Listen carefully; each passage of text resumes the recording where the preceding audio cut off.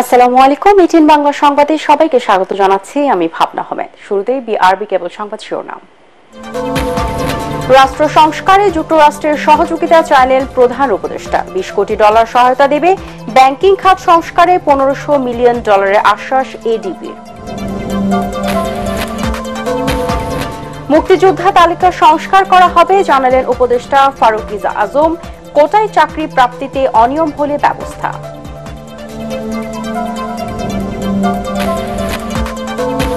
সরকার পতনে বিএনপির অবদান খাটো করে দেখার সুযোগ নেই। জুলাই গণহত্যায় শহীদ 875 জনের মধ্যে 422 জনই বিএনপির, দাবি মির্জা ফখরুলের। গণ অভ্যুত্থানের সুফল পেতে সবাইকে ঐক্যবদ্ধ থাকার আহ্বান সমন্বয়ক হাসনাত আব্দুল্লাহর। নিজেদের অস্তিত্বকে টিকিয়ে রাখতে সরকারকে সহযোগিতার তাগিদ ভিপি নুরের। এবং আদাবর থানার হত্যা মামলায় সাবেক মন্ত্রী ফরহাদ হোসেন 5 দিনের রিমান্ডে। বরিশালের সাবেক এমপি শাহে আলম তালুকদার গুলশানে আটক। এবারে বিস্তারিত।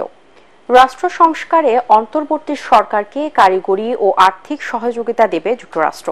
প্রধান উপদেষ্টা ডক্টর মোহাম্মদ ইউনুসকে এই আশ্বাস দেন দেশটির উপসহকারী মন্ত্রী ব্রেন্ট নেইম্যান ও সহকারী পররাষ্ট্রমন্ত্রী ডোনাল্ড লু। একই সাথে বিদেশে পাচার হওয়া অর্থ দেশে ফিরিয়ে আনতেও সহায়তা দেওয়ার কথা জানিয়েছে মার্কিন প্রতিনিধি দল। অন্যদিকে অর্থ উপদেষ্টা ডক্টর সালেউদ্দিন আহমেদ জানিয়েছেন আর্থিক খাতে সংস্কার এবং উন্নয়নে 200 মিলিয়ন ডলার সহযোগিতা দেবে যুক্তরাষ্ট্র। বিস্তারিত জানাচ্ছেন একরামুল হক সায়েম। ডক্টর ইউনূসের নেতৃত্বাধীন অন্তর্বর্তীকালীন সরকার ক্ষমতায় আসার পর প্রথমবারের মতো ঢাকা সফরে আসে যুক্তরাষ্ট্রের উচ্চ পর্যায়ের প্রতিনিধি দল। রোববার সকালে দেশটির আন্তর্জাতিক অর্থ বিষয়ক উপসহকারী মন্ত্রী ব্রেন্ট নেইম্যান এবং দক্ষিণ ও মধ্য এশিয়া বিষয়ক সহকারী পররাষ্ট্রমন্ত্রী ডোনাল্ড লু বৈঠক করেন প্রধান উপদেষ্টা ডক্টর মোহাম্মদ ইউনূসের সঙ্গে। রাষ্ট্রীয় অতিথি ভবন যমুনায় ঘণ্টাব্যাপী আলোচনায় অর্থনৈতিক সংস্কার, বিনিয়োগ, শ্রম সমস্যা, রোহিঙ্গা সংকট এবং প্রধান উপদেষ্টার নিউ ইয়র্ক সফর নিয়ে আলোচনা হয়। রাষ্ট্র সংস্কার ও বিদেশে পাচার হওয়া সম্পদ ফিরিয়ে আনতে যুক্তরাষ্ট্রের সহায়তা চান প্রধান উপদেষ্টা। এ সময় ছাত্র জনতার গণ অভ্যুত্থানের গ্রাফিতি চিত্রের সংকলিত বই মার্কিন প্রতিনিধি দলকে উপহার দেন ডক্টর ইউনূস। এর আগে রাষ্ট্রীয় অতিথি ভবন পদ্মায় পররাষ্ট্র উপদেষ্টা তৌহিদ হোসেন ও অর্থ উপদেষ্টা সালেউদ্দিন আহমেদের সঙ্গে বৈঠক করেন মার্কিন প্রতিনিধি দল।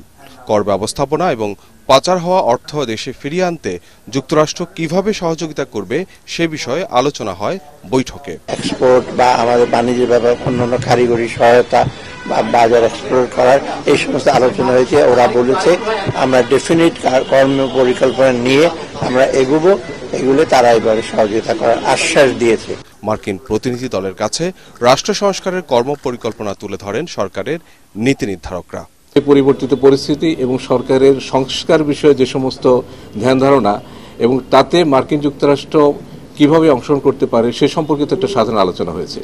আমরা আশা করি যে মার্কিন যুক্তরাষ্ট্রের সাথে মিনিংফুল এঙ্গেজ হওয়ার জন্য এটা একটা ফাউন্ডেশন। আর্থিক খাত ও রাজস্ব খাতের সংস্কার, এ বিষয়ে যুক্তরাষ্ট্রের সম্ভাব্য সহযোগিতার ক্ষেত্র, দ্বিপাক্ষিক বাণিজ্য ও বিনিয়োগ বৃদ্ধি, শ্রম পরিবেশ, মানবাধিকার সুরক্ষা, রোহিঙ্গা মানবিক সহায়তা সহ নানা বিষয়ে আমরা আলাপ আলোচনা করেছি। অর্থ পাচার সহ অন্যান্য যে সমস্ত বিষয়, সেই বিষয়গুলির প্রাথমিক কথাবার্তা হয়েছে এবং এ বিষয়ে যুক্তরাষ্ট্র যে এক্সপার্টিস আছে সেটা হয়তো আমরা ব্যবহার করব। ব্রিফিংয়ে ডোনাল্ড লুর দিল্লি সফরে বাংলাদেশ বিষয়ে আলোচনা হয়েছে কিনা এমন প্রশ্নের সরাসরি জবাব দেননি পররাষ্ট্র সচিব এম জসিমউদ্দিন। বাংলাদেশে ভারতের দূতাবাস আছে এবং ভারতে বাংলাদেশের দূতাবাস আছে এবং আমরা যদি দুই দেশের সাথে দ্বিপাক্ষিক স্বার্থ সংশ্লিষ্ট বিষয় নিয়ে আলোচনা করতে চাই, এগুলো আমাদের জন্য প্ল্যাটফর্ম।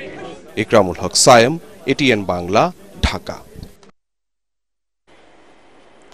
ব্যাংকিং খাত সংস্কারের জন্য কয়েক ধাপে বাংলাদেশকে 1500 মিলিয়ন ডলারের বাজেট সহায়তা দেবে এশীয় উন্নয়ন ব্যাংক এডিবি।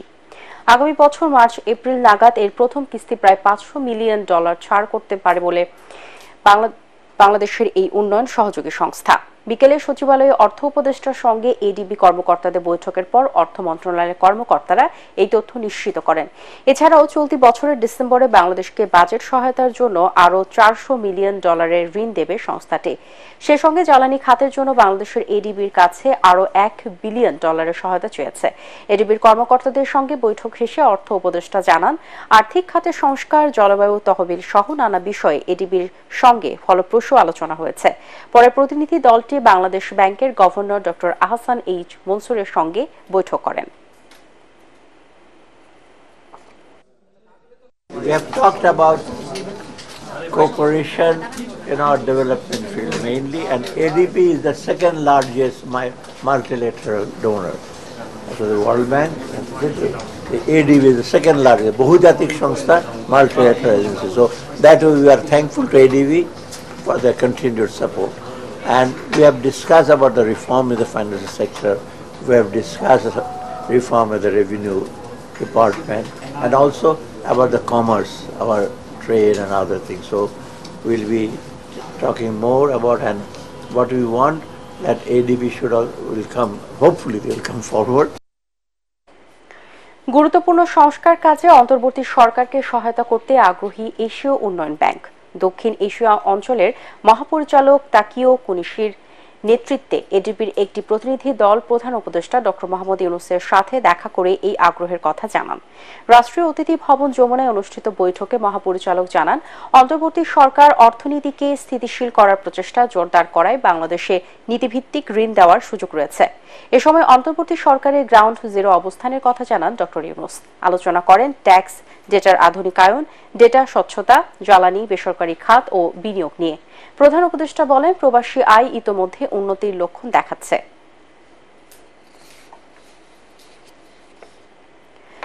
ভুয়া মুক্তিযোদ্ধাদের তালিকা থেকে বাদ দিয়ে তাদের বিরুদ্ধে আইনি ব্যবস্থা নেবে অন্তর্বর্তী সরকার। এজন্য তালিকাটি রিভিউ করা হবে বলে জানালেন মুক্তিযুদ্ধ বিষয়ক উপদেষ্টা। তিনি বলেন, মুক্তিযোদ্ধা কোটায় কতজন সরকারি চাকরি পেয়েছেন তার তালিকা করা হচ্ছে, সেখানেও অনিয়ম হলে নেওয়া হবে ব্যবস্থা। রিপোর্টে জানাচ্ছেন মাহবুব কবির চপল।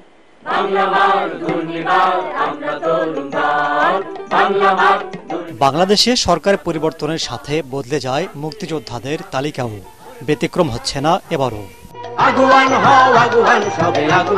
স্বাধীনতার পর মুক্তিযোদ্ধার সংখ্যা ছিল প্রায় ৮০,০০০।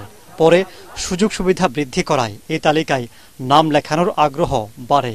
সবশেষ ২ লাখের বেশি মুক্তিযোদ্ধার তালিকা চূড়ান্ত করে আওয়ামী লীগ সরকার। এই তালিকায় ভুয়া মুক্তিযোদ্ধা যেমন স্থান পেয়েছে, তেমনি রাজনৈতিক বিবেচনায় অনেকেই বাদ পড়েছেন বলে অভিযোগ আছে। শুধু তাই নয়, মুক্তিযোদ্ধা নির্ধারণের সংজ্ঞা নিয়েও প্রশ্ন তুলেছেন অনেকেই। তাই আবারও সংশোধনের উদ্যোগ নিচ্ছে মুক্তিযুদ্ধ বিষয়ক মন্ত্রণালয়। যদি কেউ মুক্তিযোদ্ধা না হয়ে মুক্তিযোদ্ধা সুবিধাদি গ্রহণ করে থাকে, এটা তো শাস্তিযোগ্য অপরাধ, এটা তো প্রতারণা করেছে জাতির সাথে। যেটা না, যারা সত্যিকারের মুক্তিযোদ্ধা তারা অপমানিত বোধ করছে এই বিষয়টা নিয়ে। মুক্তিযোদ্ধার সংজ্ঞার ক্ষেত্রেও আপত্তি আছে। অবশ্যই সবকিছুই হবে যাতে ন্যায্যভাবে মুক্তিযোদ্ধারা তাদের সম্মানটা ফিরে পায়। তিনি জানান, মুক্তিযোদ্ধা কোটায় কতজন সরকারি চাকরি পেয়েছেন সেই তালিকাও করা হচ্ছে, এখানেও অনিয়ম পেলে ব্যবস্থা নেওয়া হবে। বিগত আন্দোলনের একটা প্রধান বক্তব্য ছিল মুক্তিযোদ্ধার সন্তানদের কোটা। মুক্তিযোদ্ধার সন্তানের কোটায় সরকারি এবং আধা সরকারি প্রতিষ্ঠানে কতজনের চাকরি হয়েছে তার একটি তালিকা প্রস্তুত করা হচ্ছে। সেখানে যাদের চাকরি হয়েছে তারা প্রকৃত মুক্তিযোদ্ধার সন্তান কিনা আর ন্যায্যভাবে হয়েছে কিনা বিষয়টি আপনাদের কাছে উপস্থাপন করব। মুক্তিযুদ্ধকে ব্যক্তি স্বার্থে ব্যবহার করা অনাকাঙ্ক্ষিত বলেও মন্তব্য করেন বীর মুক্তিযোদ্ধা ফারুক ই আজম। এটাকে তো আমরা হাসি মস্করা দিয়ে। মাহবুব কবির চপল, এটিএন বাংলা, ঢাকা। নষ্ট করতে পারেন। ফ্যাসিবাদী শেখ হাসিনার সরকারের পতনে বিএনপি সহ প্রতিটি গণতান্ত্রিক দলের ভূমিকাকে খাটো করে দেখার অবকাশ নেই বলে মন্তব্য করেছেন বিএনপি মহাসচিব মির্জা ফখরুল ইসলাম আলমগীর। আন্দোলনের কৃতিত্ব নিয়ে কোনো রাজনৈতিক ফায়দা হাসিল নয়, মানুষের গণতান্ত্রিক অধিকার প্রতিষ্ঠায় বিএনপির মূল লক্ষ্য বলে জানান তিনি। আন্তর্জাতিক গণতন্ত্র দিবস উপলক্ষে আয়োজিত সংবাদ সম্মেলনে তিনি এসব কথা বলেন। কামরুজ্জামান রাজীবের রিপোর্ট। আন্তর্জাতিক গণতন্ত্র দিবস উপলক্ষে দলীয় চেয়ারপারসনের গুলশান কার্যালয়ে সংবাদ সম্মেলনের আয়োজন করে বিএনপি। গণতান্ত্রিক বাংলাদেশের পথযাত্রায় বিএনপির ভূমিকা ও অবদান শিরোনামে লিখিত বক্তব্যে বর্তমান রাজনৈতিক প্রেক্ষাপটে দলের অবস্থান পরিষ্কার করেন বিএনপি মহাসচিব। তিনি বলেন, দেশের স্বাধীনতাকে স্বৈরাচার যতবারই গ্রাস করেছে প্রতিবারই গণতন্ত্র পুনরুদ্ধার করেছে বিএনপি। জুলাই গণহত্যায় 13 আগস্ট পর্যন্ত নিহত 875 জনের মধ্যে 422 জনই বিএনপির রাজনীতির সাথে জড়িত দাবি করে ফখরুল বলেন, ফ্যাসিবাদের পতন বিএনপির সুদীর্ঘ রাজনৈতিক সংগ্রামের অনিবার্য ফল। দেশের প্রধান রাজনৈতিক দল হিসেবে গণ আকাঙ্ক্ষার প্রতিফলন ঘটিয়ে গণ অভ্যুত্থানের সর্বশক্তি দিয়ে রাজপথে নেমে এসেছে বিএনপি ও এর সকল অঙ্গ সহযোগী সংগঠন। আন্দোলনের কৃতিত্ব নিয়ে রাজনৈতিক ফায়দা হাসিল নয়, বিএনপির উদ্দেশ্য ছিল ফ্যাসিবাদের পতনের মাধ্যমে একটি গণতান্ত্রিক বাংলাদেশ প্রতিষ্ঠা করা। মির্জা ফখরুল বলেন, গণতন্ত্র প্রতিষ্ঠার আন্দোলন করতে গিয়ে বিগত 17 বছরে বিএনপির নেতাকর্মীরা অমানবিক অত্যাচার নির্যাতনের শিকার হলেও গণতান্ত্রিক ভবিষ্যতের জন্য অবিচলভাবে সংগ্রাম চালিয়েছে। স্বৈরাচার পতনে গণতান্ত্রিক প্রতিটি ব্যক্তি, দল ও গোষ্ঠীর আত্মত্যাগের যথাযথ স্বীকৃতি না দিলে তা হবে ইতিহাসের প্রতি অবিচার। দীর্ঘকালের গণ আন্দোলন, ফ্যাসিবাদের বিরুদ্ধে গণতন্ত্রকে পুনরুদ্ধারের জন্য যে আন্দোলন, এই আন্দোলনকে খাটো করে দেখিয়ে এই যে প্রবণতা, এটা আপনার কোনোদিন একটা সম্পূর্ণভাবে একটা ঐক্যকে প্রতিষ্ঠা করে না। এই মুহূর্তে আমাদের সবচেয়ে বেশি প্রয়োজন কি, যে ইন্টারিম গভর্নমেন্ট আমাদেরকে অতি দ্রুত একটা সংস্কারের মধ্য দিয়ে তারা নির্বাচনে যাবে, যে নির্বাচনটা অবাধ নিরপেক্ষ হবে, জনগণের হাতে ক্ষমতা হস্তান্তর হবে, সেখানে প্রতিবন্ধকতার সৃষ্টি করছে। পতিত স্বৈরাচারের দোসররা বিএনপিকে আওয়ামী লীগের কাতারে এনে গণতান্ত্রিক ঐক্যে ফাটল ধরানোর চেষ্টা করছে অভিযোগ করে সবাইকে তাদের বিরুদ্ধে সতর্ক থাকার আহ্বান জানান বিএনপি মহাসচিব। কামরুজ্জামান রাজীব, এটিএন বাংলা, ঢাকা। দুর্নীতিকে সুরক্ষা দিতে বিগত 15 বছরে আওয়ামী লীগ সরকার সকল প্রতিষ্ঠান ধ্বংস করে দিয়েছে বলে অভিযোগ করেছেন ট্রান্সপারেন্সি ইন্টারন্যাশনাল বাংলাদেশ টিআইবির নির্বাহী পরিচালক ডক্টর ইফতেখারুজ্জামান। আন্তর্জাতিক গণতন্ত্র দিবস উপলক্ষে রাজধানীতে আয়োজিত অনুষ্ঠানে তিনি বলেন, বৈষম্যহীন চেতনা সকল রাজনৈতিক দল ধারণ না করলে দেশের ক্ষতি হবে। এই সময় ছাত্র আন্দোলনের কেন্দ্রীয় সমন্বয়ক হাসনাত আব্দুল্লাহ বলেন, জুলাই আন্দোলনের সুফল তুলতে সবাইকে ঐক্যবদ্ধ থাকতে হবে। রিপোর্ট করছেন আদ্দিন সজীব। আইনে শাসনের ক্ষেত্রে যদি আসি, দেশের গণতন্ত্র এবং সুশাসনের এই আলোচনা নতুন নয়, তবে ছাত্র জনতার অভ্যুত্থানের পর পরিবর্তনের আশা দেখছে নাগরিক সমাজ। আমরা এই বাংলাদেশকে চোখের বদলে চোখের যে বাংলাদেশ, সেই জায়গায় আমরা আর ফেরত যাইতে চাই না। আমাদের ট্যাক্সের টাকায় আমাদের জন্য যারা সেবা করার জন্য রয়েছে, তাদের জন্য তাদেরকে সমালোচনা করা আমরা কিছু বলতে পারি, সবসময় বলতে পারি এবং নির্ভয়ে সেটা বলতে পারি। টিআইবির আলোচনায় বৈষম্য বিরোধী ছাত্র আন্দোলনের সমন্বয়করা বলেন, 24 জুলাই বিপ্লবের সুফল নিশ্চিত করতে সবাইকে এক থাকতে হবে।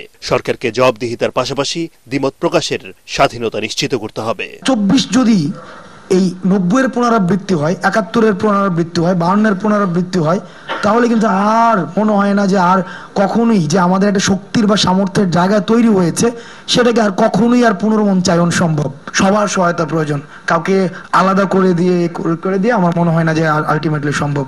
নতুন ধরনের প্রশাসন ব্যবস্থা জনগণকে যেটা সার্ভ করবে, জনগণের চাকর হবে, যারা জনগণের চাকরি যেহেতু করছেন, সেই প্রশাসন তৈরি করতে হবে।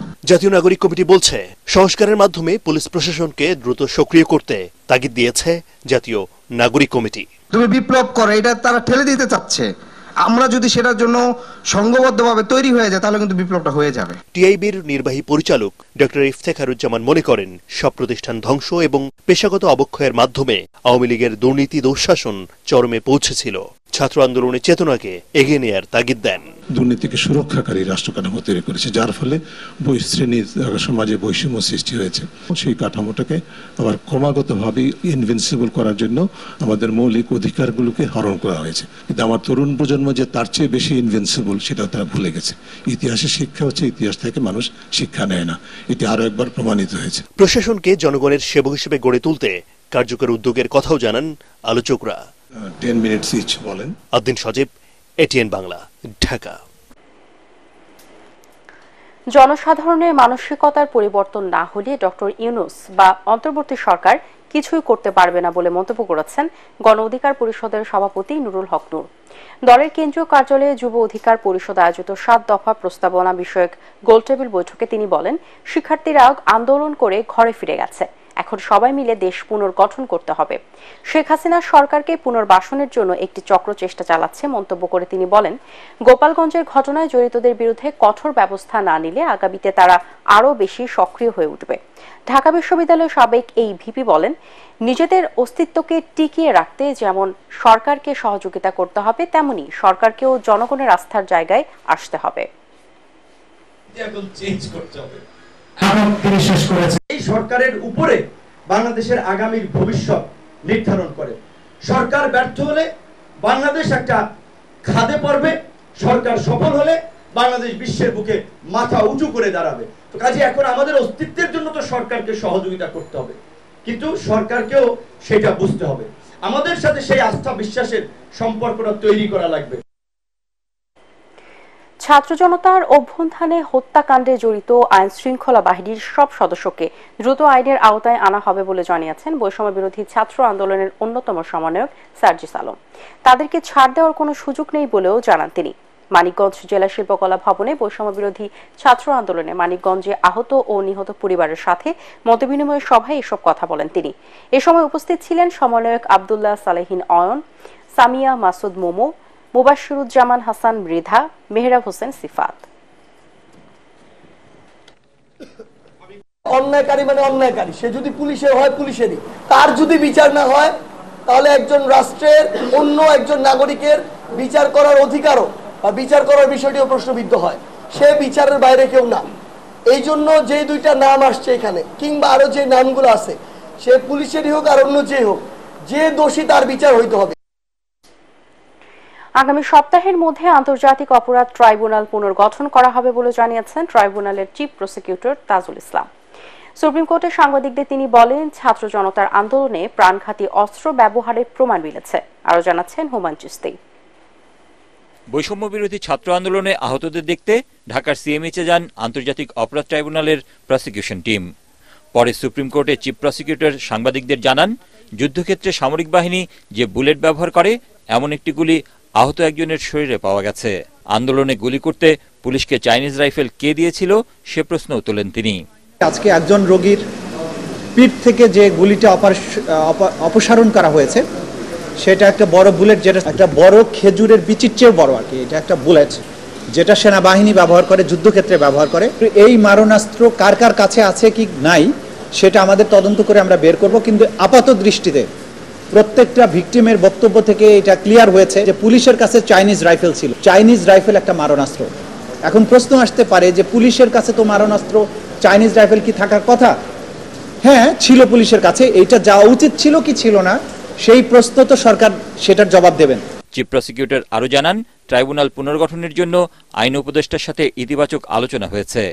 আন্তর্জাতিক অপরাধ ট্রাইব্যুনাল আইনটি যুগোপযোগী করতে কিছু ধারা পরিবর্তনের জন্য আলোচনা চলছে বলেও জানান তিনি। আমাদের সাথে গত সপ্তাহে আইন উপদেষ্টা মহোদয়ের আলোচনা হয়েছে। আমরা দাবি জানিয়েছি দ্রুততম সময়ের মধ্যে ট্রাইব্যুনালটা পুনর্গঠনের ব্যাপারে। উনি আশ্বস্ত করেছেন আগামী এক সপ্তাহের মধ্যেই সম্ভবত পুনর্গঠিত হবে। ছাত্র জনতার আন্দোলনে যাদের কাছে আলামত আছে তা প্রসিকিউশনে জমা দেওয়ার আহ্বান জানান চিফ প্রসিকিউটর তাজুল ইসলাম। আপনাদের এই তথ্যগুলো আমাদের কাছে দিয়ে যাবেন। হুমায়ুন চিশতি, এটিএন বাংলা, ঢাকা। ছাত্র জনতার উপর গুলি বর্ষণ ও হত্যার ঘটনায় রাজধানীর আদাবর থানায় করা মামলায় সাবেক জনপ্রশাসন মন্ত্রী ফরহাদ হোসেনের 5 দিনের রিমান্ডে নিয়েছে পুলিশ। রাজধানীর আদাবর থানায় গার্মেন্টস কর্মী রুবেল হত্যা মামলায় তার 7 দিনের রিমান্ড চেয়ে আবেদন করে পুলিশ। মামলার তদন্তকারী কর্মকর্তা ও আদাবর থানার পরিদর্শক আব্দুল মালিক এই রিমান্ড আবেদন করেন। দুপুরে ঢাকার মেট্রোপলিটন ম্যাজিস্ট্রেট আদালতে শুনানি শেষে 5 দিন মঞ্জুর করেন। এর আগে শনিবার দিবাগত রাতে রাজধানীর ইস্কাটন এলাকা থেকে ফরহাদ হোসেনকে গ্রেপ্তার করে র্যাব।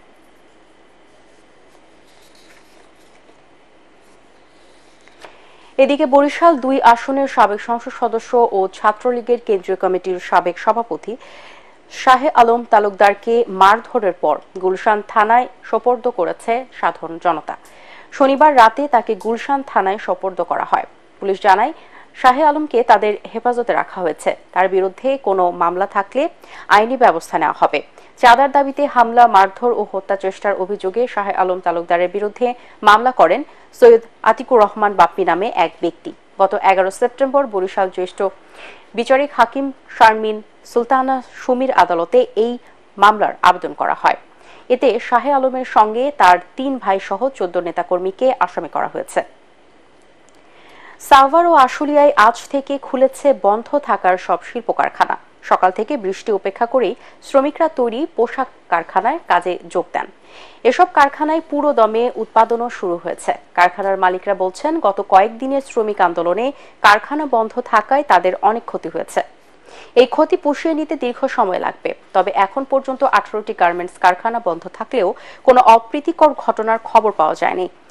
কারখানার সামনে সেনাবাহিনী ও পুলিশের টহল রয়েছে। এদিকে সকাল থেকে সাভারের বিভিন্ন গার্মেন্টস কারখানার সামনে শ্রমিক অসন্তোষ ও অপ্রীতিকর ঘটনা ঠেকাতে পাহারা বসায় বিএনপি নেতাকর্মীরা।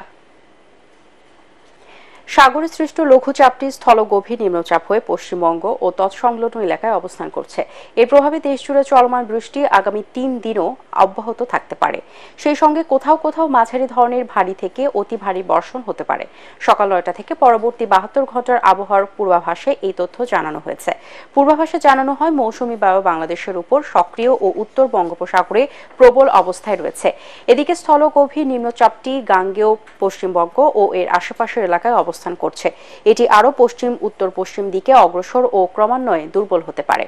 পাশাপাশি মৌসুম বায়ুর অক্ষের বর্ধিতাংশ ভারতের পাঞ্জাব, হরিয়ানা, উত্তরপ্রদেশ, বিহার গভীর স্থল নিম্নচাপের কেন্দ্রস্থল ও বাংলাদেশের মধ্যাঞ্চল হয়ে আসাম পর্যন্ত বিস্তৃত রয়েছে। শিক্ষা, চিকিৎসা, প্রযুক্তি ও ব্যবসা বাণিজ্যের উন্নয়নে বাংলাদেশে বিনিয়োগ করতে চায় মালয়েশিয়া। বাংলাদেশ মালয়েশিয়ার সম্পর্ক শীর্ষক আলোচনা সভায় মালয়েশিয়ার হাই কমিশনার হাসনা মোহাম্মদ হাশিম এই কথা জানান। দুদেশের সরকার পর্যায়ে আলোচনার মাধ্যমে শ্রম অভিবাসন সহ সকল সমস্যার সমাধান হবে বলেও জানান তিনি। তরিক ইসলামের রিপোর্ট। বাংলাদেশ ও মালয়েশিয়ার সম্পর্কের নানা বিষয় নিয়ে আলোচনা করতেই রাজধানীর ইস্কাটনে এ সভার আয়োজন করে Bangladesh institute of international and strategic studies বিজ। আলোচনায় অংশ নেন বিভিন্ন মন্ত্রণালয়ের ঊর্ধ্বতন কর্মকর্তা, রাষ্ট্রদূত, বিভিন্ন দেশের হাই কমিশনার ও সাবেক ও বর্তমান কূটনীতিকরা। অনুষ্ঠানের প্রধান অতিথি হিসেবে ছিলেন বাংলাদেশে নিযুক্ত মালয়েশিয়ার high commissioner Hasna Mohammad Hashim. I hope today's seminar as a platform for meaningful dialogue, collaboration and knowledge sharing on the critical issues of Bangladesh-Malaysia cooperation. এই সময় মালয়েশিয়া হাই কমিশনার জানান, বাংলাদেশ তাদের পরীক্ষিত বন্ধু। দুদেশের সম্পর্ক উন্নয়নে দেশটির পাশে থাকবে Malaysia. We look forward to some kind of reform in the taxation rules and hence creating more incentive and business-friendly environment to foreign investors in Bangladesh. শ্রম অভিবাসন সহ বিভিন্ন সংকট নিরসনে আলোচনার মাধ্যমে সমাধান করা হবে বলেও জানান high commissioner. Migration cost is concerned, we have tried our best to be a very responsible member of international. There are loopholes everywhere, and Malaysia and Bangladesh government we work closely on this matter. প্রয়োজনীয় কাগজপত্র থাকলে 48 ঘন্টার মধ্যে visa দেয়া হবে বলেও জানান Hasna Mohammad Hashim. If you submit to us a genuine application and a complete supporting document, rest assured it will be approved within 48 hours. Yeah. তরিক Islam, ATN Bangla, Dhaka. এবারে আল আরাফা ইসলামী ব্যাংক অর্থ সংবাদ।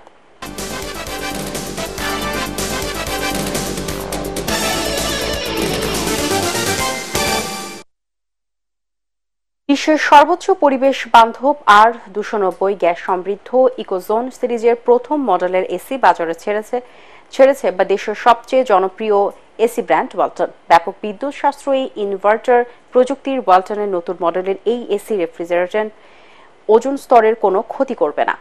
বাংলাদেশে ওয়ালটনই প্রথম সম্পূর্ণ পরিবেশ বান্ধব R290 গ্যাস সমৃদ্ধ এসি উৎপাদন ও বাজারজাত করছে। বিশ্ব ওজোন দিবস উপলক্ষে রাজধানীতে ওয়ালটন কর্পোরেট অফিসে আনুষ্ঠানিকভাবে নতুন মডেলের এসি উদ্বোধন করেন ওয়ালটন হাইটেক ইন্ডাস্ট্রিজ পিএলসির managing director SM Mahbubul Alam. অনুষ্ঠানে বিশেষ অতিথি ছিলেন BSTI এর মহাপরিচালক SM ফেরদৌস আলম। অনুষ্ঠানটি সঞ্চালনা করেন ওয়ালটনের senior executive director Amin Khan. এবারে আন্তর্জাতিক সংবাদ।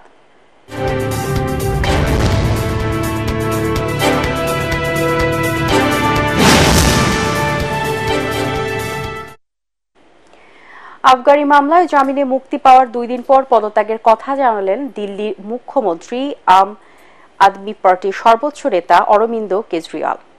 আজ এই ঘোষণা দিয়ে 2 দিনের মধ্যেই তিনি পদত্যাগ করবেন বলে জানান কেজরিওয়াল। আদালতের কাছে ন্যায় বিচার পাওয়ার পরই তিনি মানুষের রায় চাইবেন। এছাড়া দিল্লি বিধানসভার নির্বাচন মহারাষ্ট্র ও ঝাড়খণ্ডের সঙ্গে চলতি বছরের নভেম্বর মাসে করার দাবিও জানিয়েছেন তিনি। এদিকে পদত্যাগের পর কেজরিওয়ালের জায়গায় কে মুখ্যমন্ত্রী হবেন তা দল ঠিক করবে। আতিশি, রাঘব চাড্ডা, সৌরভ ভট্টাচার্যের মধ্যে থেকে কেউ হতে পারেন, যদিও এতদিন ধরে সরকারের সব কাজ চালিয়ে আসছেন আতিশি। এবারে জানিয়ে দিব পার্টেক্স খেলার খবর।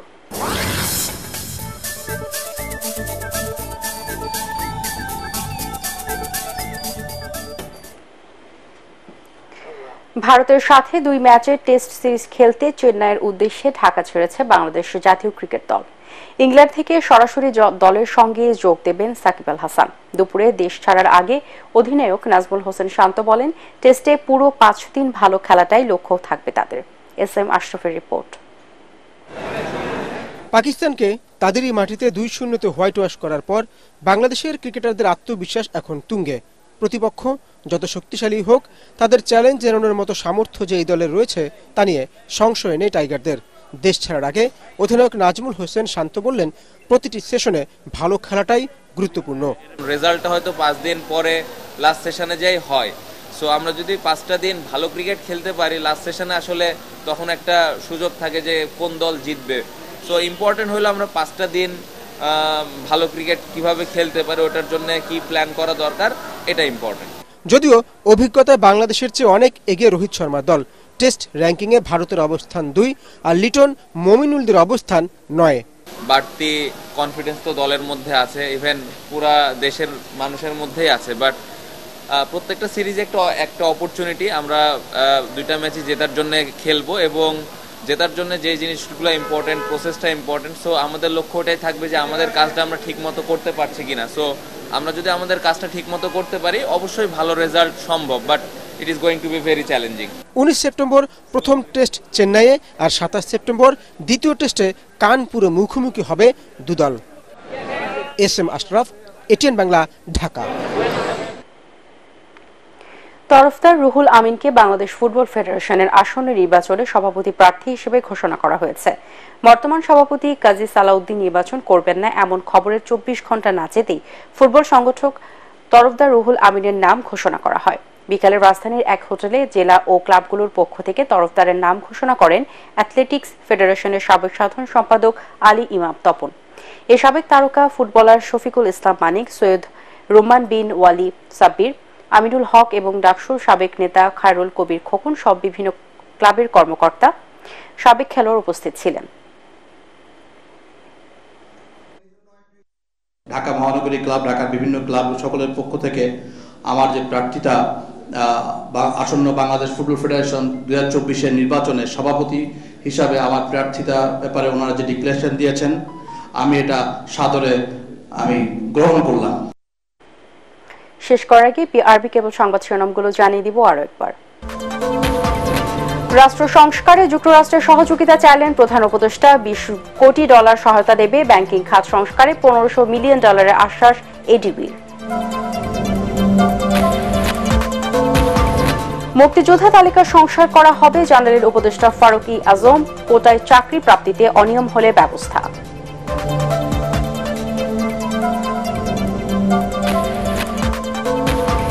সরকার পতনে বিএনপির অবদান খাটো করে দেখার সুযোগ নেই। জুলাই গণহত্যায় শহীদ 875 জনের মধ্যে 422 জনই বিএনপির, দাবি মির্জা ফখরুলের। গণ অভ্যুত্থানের সুফল পেতে সবাইকে ঐক্যবদ্ধ থাকার আহ্বান সমন্বয়ক হাসনাত আব্দুল্লাহ। নিজেদের অস্তিত্বকে টিকিয়ে রাখতে সরকারকে সহযোগিতার তাগিদ ভিপি নুরের। এবং আদাবর থানার হত্যা মামলায় সাবেক মন্ত্রী ফরহাদ হোসেন 5 দিনের রিমান্ডে, বরিশালের সাবেক এমপি শাহে আলম তালুকদার গুলশানে আটক। পরবর্তী সংবাদ দেখার আমন্ত্রণ জানিয়ে এখনকার মতো শেষ করছি। এটির বাংলা সংবাদ ইউটিউবে দেখতে ব্রাউজ করুন youtube/এটির বাংলা নিউজ। ধন্যবাদ সবাইকে।